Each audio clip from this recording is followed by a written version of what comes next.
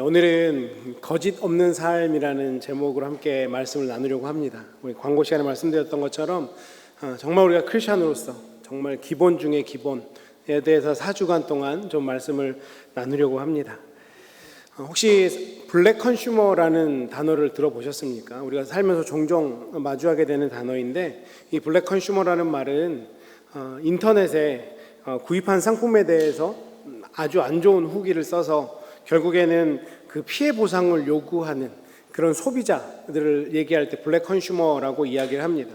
한 자료를 보니까 300개 기업을 대상으로 했는데 한 87% 정도가 이 블랙 컨슈머에게 좀 어려움을 입었다, 피해를 입었다라고 하는 걸 봤고요. 51개 식품업체 중에서 3곳을 제외한 48개 업체도 당연히 이 블랙 컨슈머에게 피해를 입었다라는 그런 데이터를 본 적도 있습니다. 아마 우리 비즈니스를 하셨던 또 하고 계신 우리 성도님들도 이 블랙 컨슈머에 대해서 얘기하자면 뭐 하루 종일 얘기해도 내가 만난 이런 나쁜 손님에 대해서 충분히 얘기하실 수 있을 거라고 생각을 합니다.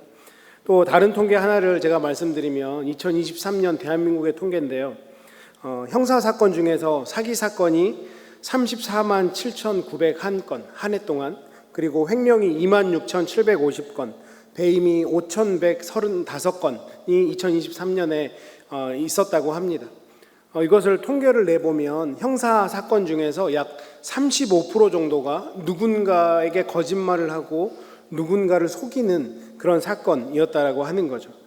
거기다가 우리가 법정에 가면 위증이나 무고죄라는 게 있는데, 이게 굉장히 좀 오래전 자료긴 한데 2007년 자료를 봤더니 일본에 비해 굉장히 우리나라가 월등히 많다라는 자료를 본 적이 있습니다. 이 법정에서 거짓말을 하는 위증죄는 2007년 자료에 봤더니 일본은 1년 동안 9명이 있었는데 우리나라는 1,700여 명이 있었다고 하고요. 무고죄, 다른 사람들에 대해서 나쁘게 얘기해서 무고죄를 일본은 1년 동안 10명이 있었는데 우리나라는 2,000명이 넘는 숫자가 있었다고 합니다. 이걸 그냥 단순 비교만 해봐도 우리나라 사람들은 일본 사람들에 비해 170배 위증죄를 하고 200배에 가깝게 무고죄를 저지르고 있다라고 하는 거죠. 그런데 인구 비율로 따져보면요, 대한민국보다 일본이 한 4배 정도가 많거든요. 그러면 우리나라가 약 500배 정도는 많은 거짓말을 하고 살아가는 아픈 통계가 있는 거죠. 거기에다 한 가지 더 하면 일본은 복음의 불모지 아닙니까? 복음화율이 1%도 안 돼요. 그런데 아직도 대한민국 통계를 보면 20% 정도가 나는 개신교인입니다라고 통계를 하는데 너무 아픈 결과인 것 같습니다. 저희가 예수님도 훨씬 더 많이 믿고 있고, 그런데 우리가 그 옆나라 일본보다 훨씬 더 많은 은혜를 받은 나라인데 왜 이렇게 거짓말을 많이 하고 살까? 사실 우리 크리스천들에게는 구원은 믿음으로 얻어지는 거기 때문에 뭐 행위를 강조할 필요가 없다라고 우리가 많이 믿고들 있죠. 그런데 잘 생각해 보면 어떤 면에 있어서는 로마서의 복음과 또 야고보 사도가 얘기하는 행위로 구원을 증명해야 된다라고 하는 그게 상충되게 느껴지기도 하지만, 사실은 야고보서의 행위를 강조하는 것은 우리에게 로마서의 믿음을 전제로 그것을 얘기하는 겁니다. 그래서 다시 제가 쉽게 말씀드리면, 정말 우리가 행위가 선해야 구원을 받는 건 결코 아니지만 내가 믿음으로 구원받았다고 하면 그러면 당연히 그에 걸맞는 삶을 살아야 된다라고 하는 거죠. 그래서 우리의 행위로 우리의 구원을 증명할 수 있어야 됨을 야고보 사도가 이야기했던 것입니다. 그래서 야고보서 2장 17절에 이와 같이 행함이 없는 믿음은 그 자체가 죽은 것이라 라고 하는 이 말씀이 우리에게 울림이 있어야 된다라고 하는 거죠.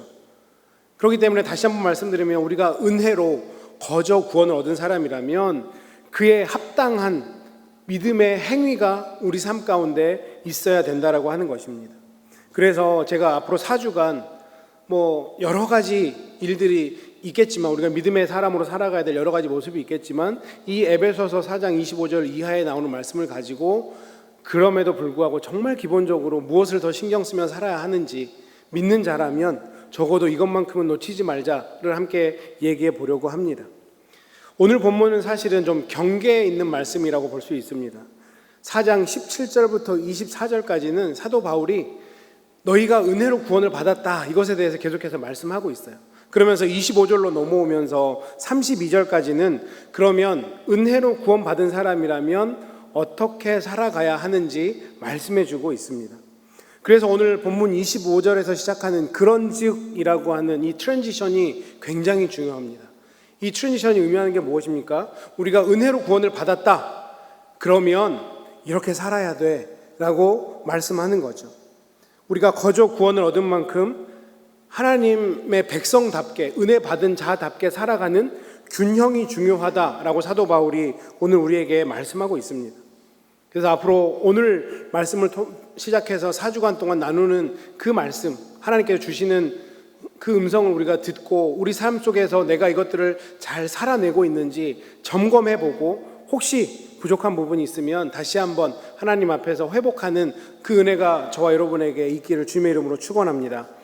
그런 의미에서 오늘 말씀을 봤더니 우리가 구원받았다면 가장 먼저 해결해야 될 일, 25절에서 얘기하는 무엇입니까? 거짓을 버리라는 겁니다. 너희가 구원받았지, 하나님의 은혜로 구원받았지, 그러면 거짓을 버려야 돼 라고 사도 바울이 우리에게 권면하고 있는 것이죠. 우리가 하나님의 은혜로 옛사람을 벗어버리고 새 사람을 입었다면 가장 먼저 해결해야 될 일이 거짓을 벗어야 된다는 것입니다. 동일한 말씀이 골로새서 3장 9절에도 나와 있는데요. 너희가 서로 거짓말을 하지 말라. 옛사람과 그 행위를 벗어버리고 라고 말씀합니다. 새 사람을 입었으면 거짓말을 하면 안 된다, 거짓을 버려야 된다, 사도 바울이 줄기차게 강조하고 있는 거예요. 그런데 우리의 삶은 어떻습니까?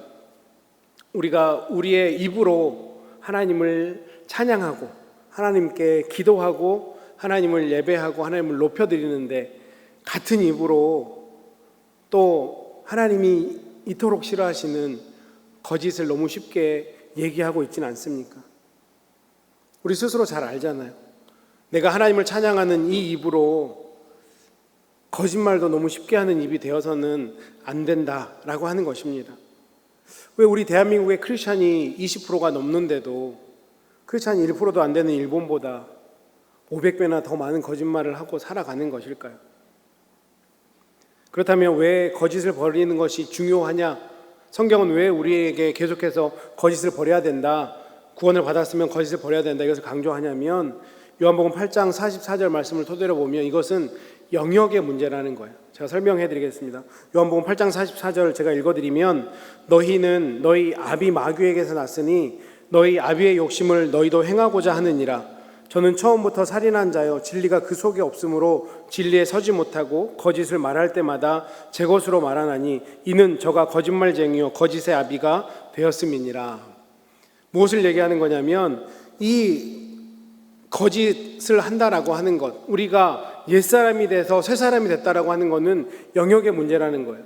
내가 거짓말을 하던 사람이 거짓말을 안 해서 새사람이 된 게 아니고요, 내가 죄악을 짓고 살다가 죄를 안 지어서 새 사람이 된 게 아니고 원래 우리는 거짓의 영에서 거짓의 아비에 속해 있던 사람인데 하나님의 은혜로 새 사람이 된, 새 사람으로 그냥 옮겨진 바 된 사람들이거든요. 그렇다고 하면 이 죄, 내 안에 있는 그 죄들은 내가 씻어 버려야 된다는 거예요. 그냥 자연스럽게 내가 죄를 안 지었기 때문에 구원받은 게 아니라서 내가 구원을 받았음에도 불구하고 자연스럽게 따라오는 이 죄를 벗어버려야 된다는 거예요. 내가 노력하고 없애야 된다라고 하는 것입니다. 옛사람에서 새사람이 된 것은 우리가 잘 아는 것처럼 행위의 문제가 아니잖아요. 우리가 뭔가를 해서 새사람이 된 게 아닙니다. 그렇다라고 하면 이제는 우리가 더 이상 어둠의 아래 영향력이 있지 않기 때문에 이제는 하나님의 영향력 아래 있는 사람답게 살아내야 되는 책임이 우리에게 있다라고 하는 거예요. 그래서 거짓을 버려야 된다라고 이야기하고 있는 것입니다. 우리가 사실 이걸 잘 알죠. 그리고 이렇게 살아가고 싶은 마음도 우리 안에 있습니다. 그럼에도 불구하고 우리가 거짓을 버리는 일, 죄악을 버리는 일이 왜 이렇게 힘들까요? 아마도 우리가 살아가고 있는 이 땅이 정말 공중의 권세 잡은 사단의 영향력 아래에 있는 이 세상을 살아가고 있기 때문입니다. 다시 쉬운 말로 말씀드리면 이 세상에 살다 보면 거짓말을 잘하는 사람이 더 잘 먹고 잘 살고 때때로 나쁜 짓 하는 사람이 더 잘 먹고 잘 사잖아요. 그 사람들이 거짓말 할 때마다 처벌받으면 좋겠는데 그렇지 않은 걸 우리가 보잖아요. 정직하게 살려고 하면, 착하게 살려고 하면, 죄를 멀리하고 살려고 하면 더 먹고 살기 힘든 세상이 우리가 살아가고 있는 시대이기 때문에 때때로 어쩔 수 없이 그냥 그래 나도 하나님이 아시겠지, 하나님이 봐주시겠지 그런 마음으로 때로는 거짓의 영역에 우리가 속해 있지는 않습니까? 우리의 삶을 한번 잘 되돌아보면 때때로 우리가 정말 아무 생각 없이 사소하게 거짓말하는 것들도 있는 것 같아요. 제가 어떤 일들이 있을까 곰곰이 생각해 봤더니 우리 자매님들 보면 되게 오랜만에 누군가 만나면 어떤 얘기부터 하세요? 아, 언니 너무 이뻐졌네. 아, 그대로네. 이런 얘기 하지 않으세요? 언니 이뻐요라는 얘기가 종종 들려요. 그래서 제가 남자다 보니까 그 얘기가 들리면 한번 되돌아보게 되거든요. 근데 아무리 봐도 이쁜 분이 안 계셔. 그렇게 몇 번 속다 보니까 이제 제가 깨달았어요. 아, 여자분들이 하는 언니 이뻐요, 아유 언니 그대로네요 하는 얘기는 인사구나. How are you? 랑 똑같은 거구나. 잘 지냈어? 라고 하는 얘기가 언니 이뻐요 라는 얘기구나 라는 걸 깨달았습니다. 뭐 그런 얘기들 뿐일까요? 우리 자매님들 미용실 가서 비싼 돈 주고 머리 하고 오면 누군가 알아봐 주면 좋잖아요. 그렇죠? 그래서 헤어스타일이 달라지셨네. 너무 잘 어울린다. 어느 미용실에서 했어요? 이렇게 물어보잖아요. 그래서 어디 한인타운 어디쯤에서 했어? 그러면 속으로 어떤 생각하십니까? 나는 저 미용실 가면 안 되겠다. 그것도 그냥 해주는 얘기 아닙니까? 뭐 자매들만 그럴까요? 우리 남자들 제가 만나보면 골프 치시는 분들 나는 몇 타 친다고, 나는 싱글 칩니다, 80개 초반 칩니다. 한 번씩 나가보면 그렇게 치시는 분 안 계세요. 오늘은 뭐가 어떻고 뭐 계속 핑계 운동이죠. 어떨 때는 어떤 분들은 정말 심하게 바지 구멍까지 뚫어서 몰래 그냥 자기 공 없어지면 있는 것처럼 그 구멍에서 쏙 내려가게 해가지고, 안타까운 일이지만 그런 거짓을 심심치 않게 행하는 게 우리의 모습인 거죠. 아무렇지도 않게 남들이 하니 나도 하면 어떨까. 그리고 우리 크리스찬들이 하는 가장 많은 거짓말, 우리 얼마 전에 성경 공부하면서도 얘기했지만 아이고 내가 기도할게 해놓고 기도 안 하지 않습니까? 목사님 제가 가장 반성해야 되는 얘기이긴 하는데요, 우리가 정말 생각하지도 못한 채 이렇게 사소한 것까지 거짓에 노출되고 있지는 않은지.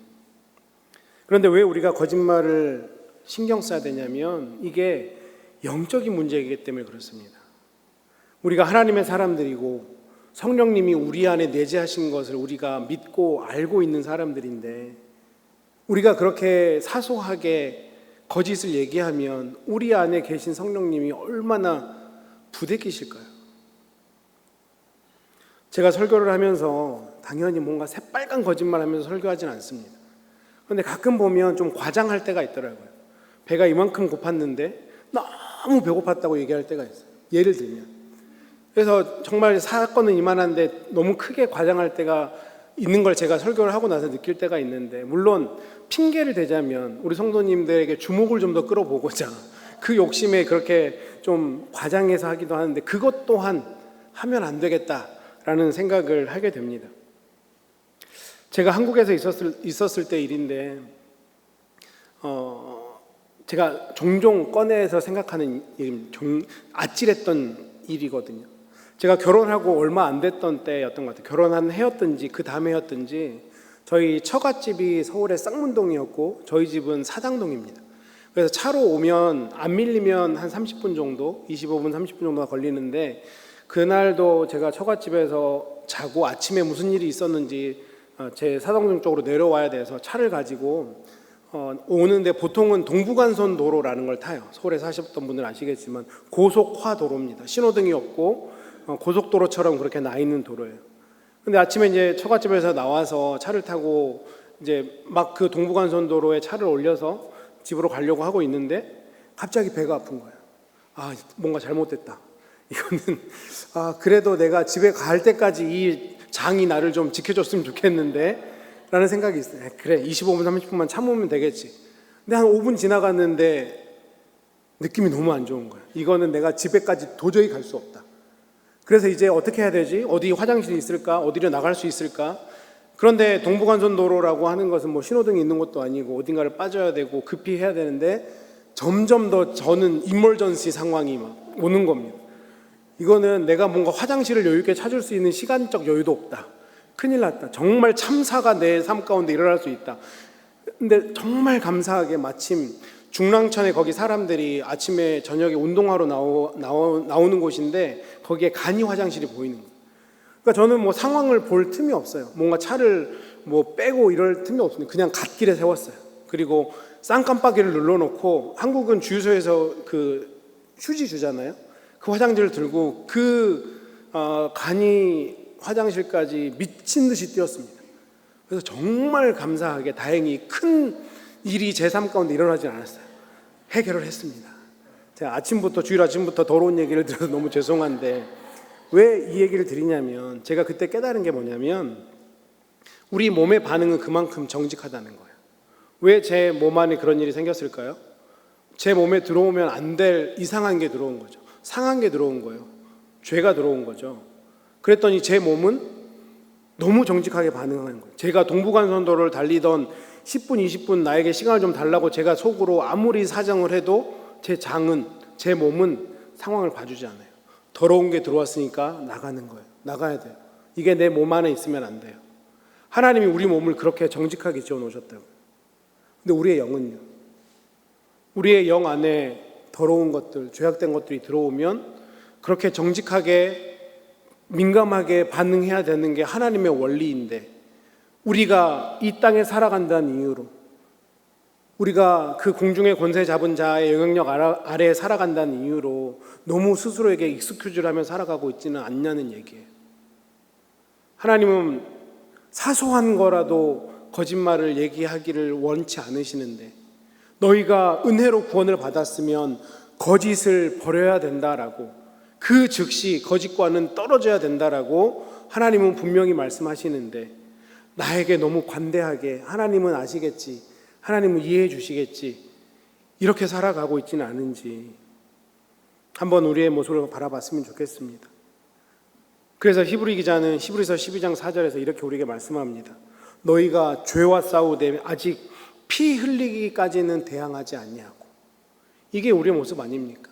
하나님은 죄와 싸워야 되면 때로는 피가 나야 되면 피를 흘려야 되면 그때까지 그렇게 처절하게 최선을 다해서 싸우기를 원하시는데 피나면 안 되잖아, 피나면 아프잖아, 하나님도 내가 아픈 거 원하지 않겠지 라고 그냥 적당히 넘어가고 있지는 않은지.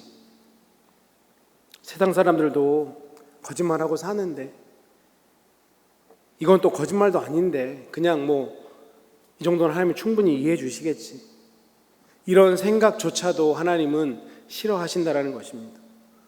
우리가 은혜로 구원을 받았다면 최선을 다해서 거짓은 모양이라도 버리는 그 삶을 살아내야 된다라고 하는 거예요. 내 안에 어떤 거짓이 있습니까? 나도 모른 채 내가 거짓을 말하고 행하고 있지는 않습니까? 오늘 이 말씀을 통해서 우리의 내면을 다시 한번 살펴보기로 합니다. 내 몸에 들어오면 안 될 것들이 들어와 있는데 그것조차 모르고 살아가고 있지는 않은지, 우리의 몸이 그만큼 정직하게 반응하는 것처럼 우리의 영도 그렇게 정직하게 반응하며 살아가고 있는지 오늘 말씀을 통해서 살펴보는 은혜가 우리 가운데 있기를 원합니다. 그런가 하면 한 가지만 더 살펴보면 두 번째, 우리가 거짓을 버려야 되는데 이 거짓을 버리는 일은 공동체적으로 해야 되는 일이라는 것입니다. 25절 말씀 다시 한번 보실게요. 그런즉 거짓을 버리고 각각 그 이웃으로 더불어 참된 것을 말하라. 거짓을 버리는 것, 여기에서만 그치는 것이 아니라 이웃과 더불어 참된 것을 말하는 자리까지 나아가야 되는 것, 이것이 거짓을 버리는 완벽한 모습이라고 하는 거예요. 저는 이것이 불교와 기독교의 차이라고 생각합니다. 불교는 혼자 깨달으면 돼요. 내가 득도하면 됩니다. 그런데 기독교는 자신이 깨달은 진리가 있다면 그것을 이웃과 나눌 수 있어야 돼요. 이것이 하나님의 방법입니다. 그래서 불교가 개인의 종교라면 저는 기독교는 공동체의 종교라고 생각합니다. 거짓을 버리고가 소극적인 우리 믿음의 행동이라면 이웃과 더불어 참된 것을 말하는 것은 우리의 적극적인 믿음의 표현인 것이고 하나님은 우리가 여기까지 나아가기를 바라고 있는 것입니다. 그런 의미에서 보면 하나님께서 말씀하신 많은 윤리적인 강령들을 보면 다 이웃과 관련되어 있는 것을 우리는 알 수 있습니다. 그냥 나 혼자 선하고 나 혼자 깨끗하면 되는 것이 아니라 우리가 오늘 이후의 말씀들, 25절 이후의 말씀들을 보면 선한 말로 영향을 끼치는 것, 분을 내어도 다음 날까지 그 악한 감정을 끌고 가지 않는 것, 도둑질하지 않는 것, 다 이웃과 관계된 거거든요. 하나님은 우리가 공동체로서 믿음의 공동체로 살아가고 그렇게 선하게 영향력을 끼치며 살아가기를 원하고 계신다라고 하는 것입니다. 처음 서두에 말씀드렸던 블랙 컨슈머가 왜 생긴 겁니까? 내 이웃은 손해봐도 좀 잘못돼도 상관없이 나만 이익 보면 된다라는 생각이 있으니까 블랙 컨슈머가 생기는 거 아닐까요? 나한테만 이익이 되면 되니 그 당사자는 손해를 보든지 말든지 상관없다. 우리가 내 입술로 거짓말을 안 한다고 할지라도 내 입술을 통해서 적극적으로 이웃을 세우지 않는다면, 내가 선한 말을 함으로 이웃에게 선한 영향력을 끼치지 않는다면 그것은 하나님 보시는 입장에서 아직까지 우리가 피 흘리기까지 죄와 맞서 싸우지 않는 모습일 수 있다라고 하는 것입니다. 그래서 저는 우리가 우리의 입술을 통해서 우리의 거짓을 버릴 뿐만 아니라 우리가 속한 공동체를 유익하기 위해서 적극적으로 선한 말을 더 많이 하는 그런 주의 백성들이 돼야 된다라고 하는 것이죠. 이 적극적인 선의 정신이 우리 가운데 있기를 원합니다. 그래서 스가랴서 8장 16절은 이렇게 말씀하죠. 너희의 행할 일은 이러하니라. 너희는 이웃과 더불어 진리를 말하며 너희 성전문에서 진실하고 화평한 재판을 베풀고. 사실 이 스가랴 선지자의 말씀을 사도 바울이 인용한 거거든요. 이웃과 더불어 진리를 말하라. 진실을 말하고 진리를 말하라. 이것이 공동체를 살리는 길이라고 하는 것입니다. 아마 우리 사랑하는 성도님들 그런 경험이 한두 번쯤은 있었을 것 같아요. 내 주변에 정말 선한 사람, 착한 사람 얘기 나눠보면 금방 느껴지잖아요. 그러면 어떤 마음이 드십니까? 이 사람은 어떻길래 이렇게 착하게 선하게 살지? 어떻게 이런 말을 하지? 라고 하면서 감동도 받고 나도 저렇게 한번 해봐야겠다, 그런 마음 들지 않으십니까? 그런 도전 받으실 거라고 생각합니다. 이제 우리가 그런 존재가 돼야 된다라고요. 하나님이 우리를 그런 존재로 만드시기 위해서 예수 그리스도를 십자가에 달리게 하시고 우리에게 구원을 베푸셨다라고 하는 것입니다. 구원받은 우리가 이제는 거짓을 버리고 이웃과 더불어 선한 말, 착한 말, 진리의 말을 하는 자리까지 나아가기를 하나님은 원하고 계시고 기다리고 계신다라고 하는 것이죠. 우리의 모습은 어떻습니까? 우리가 출애굽기에 배운 10계명 보시면 1계명과 4계명까지는 하나님과 관계된 것이고 5계명부터 10계명까지는 다 이웃과 관계된 계명 아닙니까? 하나님은 그만큼 공동체를 생각하고 계신다라고 하는 거예요. 부모를 공경하고 살인하지 말고 간음하지 말고 도적질하지 말고 거짓말하지 말고 이웃의 것을 욕심내지 말고, 우리 개인의 윤리를 말씀하는 게 아니에요. 공동체 윤리를 말씀하는 겁니다. 하나님은 내가 구원받음을 통해서 작게는 내 가정이, 넓게는 내 교회가, 더 넓게는 내가 속한 공동체가, 그 커뮤니티가 하나님의 은혜로 잘 되기를 바라고 계신다. 그러기 위해서 우리가 거짓을 버려야 되고 착한 말로, 선한 말로 영향력을 끼쳐야 된다라고 말씀하고 있는 것이죠. 이것이 우리가 구원받은 자라면 가장 먼저 해결해야 될 문제다, 사도 바울이 우리에게 권면하고 있는 것입니다. 이제 말씀을 맺겠습니다. 캐나다 리젠트 대학이라는 곳에 신학과가 있는데 거기에 교수님 제임스 패커라는 분이 있습니다. 아마 한 번쯤은 들어보셨을 것 같아요. 우리가 믿는 사람이라면 꼭 읽어야 될 고전, 정말 클래식 중에 클래식을 여러 권 쓰신 분입니다. 그분의 책 거룩의 재발견이라는 책이 있는데 그 책에서는 이런 얘기를 하세요. 거룩함이 없으면 누구도 주를 볼 수 없다. 레위기 11장의 말씀이죠. 내가 거룩하니 너희도 거룩하라.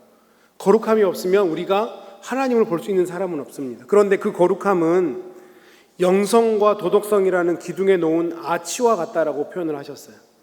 그러니까 우리가 신앙생활하면서 영성의 기둥이 하나 있고요, 도덕성의 기둥이 하나 있어서 이 두 개, 영성과 도덕성이라는 기둥 위에 거룩함이라는 알치가, 지붕이 덮인다라고 하는 것입니다.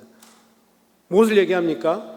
우리가 영성도 있어야 되고 도덕성도 있어야 거룩함을 이뤄낼 수 있다라고 하는 거죠. 그런데 현대 교회는 영성에는 굉장히 집중하는데 도덕성을 그냥 개인의 문제로 치부해서 너무 이 교회가 도덕성에 신경을 안 쓰니 교회가 거룩의 자리에 나아가지 못한다라고 이 제임스 패커 교수님이 얘기하시는 거예요. 쉽게 말씀드리면 교회 안에서 우리가 자주 듣는 얘기가 뭡니까? 예배 나오세요, 기도회 나오세요, 부흥회 나오세요, 성경 공부 나오세요, 큐티 합시다. 이런 얘기는 정말 많이 하잖아요. 영성에 관련된 기둥은 특히 한국 교회는 정말 잘 서 있는 것 같습니다. 그런데 도덕적인 문제는요, 도덕성은요, 이건 그냥 개인이 알아서 해야지라고 치부하면서 그냥 너도 알고 나도 알잖아, 서로 눈 감아주는 그런 일이 있으니 교회 안에 거룩이 무너진다라고 하는 거죠. 거룩한 하나님의 존전을 뵐 수 없다는 얘기입니다. 분명히 우리는 영적인 존재라서 그 영의 눈을 가지고 하나님을 바라볼 수 있는데 우리가 영성과 도덕성의 이 두 가지의 기둥이 잘 서 있지 않아서 하나님의 거룩의 자리까지 나아가지 못하는 그 일들이 우리 가운데 있다. 그러니 영성도 회복해야 되고 도덕성도 회복해야 된다라고 제임스 패커 교수님이 얘기하시는 겁니다. 지금 한국도 마찬가지고 전 세계도 마찬가지고 우리가 믿는 이 도가, 이 믿는 사람들의 모임인 기독교가 세상 사람들에게 손가락질 받는 이유가 혹시 여기 있지는 않을까요? 영적이고 도덕적인 이 두 기둥이 교회 안에는 반드시 서 있어야 되는데 저 사람 예수 믿는다고 하는데 왜 저러지? 저 사람 예수 믿는다고 하는데 왜 우리랑 다를 바가 없네? 라고 하면 그 순간에 도덕성이라는 기둥이 무너지고 거룩함이라는 그 아치도 자연스럽게 같이 무너져 버리고 마는 거죠. 우리 기성세대들이 우리가 대한민국이 전쟁 이후에 정말 빠른 성장이 있어야 됐기에 때로는 그 성장을 목표로 하면, 발전을 목표로 하면 작은 것에는 정직하지 못했던 그런 것들은 어느 정도는 용납해주고 눈 감아주고, 그래 우리가 빨리 잘 사는 게 중요하지, 우리나라 국력이 빨리 올라오는 게 중요하지, 그러면 어쩔 수 없는 일들도 있어 라고 생각했던 그 어떤 모습들이 여전히 우리 한국 사회 안에 남아서 우리가 오히려 이제는 그것이 우리에게 비수가 돼서 우리에게 꽂히는 건 아닌지, 우리가 잘못된 부분이 있다면 하나님 앞에서 정말 작은 것까지라도 거짓의 모양이라도 버릴 수 있는 그 모습이 이제는 우리 믿는 사람들에게는 있어져야 되겠다. 사도 바울의 권면을 통해서 오늘 저와 여러분이 이 음성이 하나님의 음성으로, 하나님께서 우리에게 허락하신 그 말씀으로 들려지기를 원합니다. 오늘 말씀이 우리에게 주는 이 도전을 우리가 아멘으로 받았으면 좋겠습니다. 우리가 은혜로 구원을 받았다면 거짓을 버려야 됩니다. 그런데 거짓을 버리는 것, 이것도 쉽지 않지만 이것에서 멈추는 것이 아니라 이웃과 더불어 참된 것을 말하는 자리까지, 좋은 것, 선한 것을 더 많이 말하고 더 많은 영향력을 끼침으로 우리가 영적인 기둥과 도덕적인 기둥도 함께 견고히 잘 세워서 거룩함의 지붕을 이루어 나가는 세빛 사랑교회가 되기를 주님의 이름으로 축원합니다.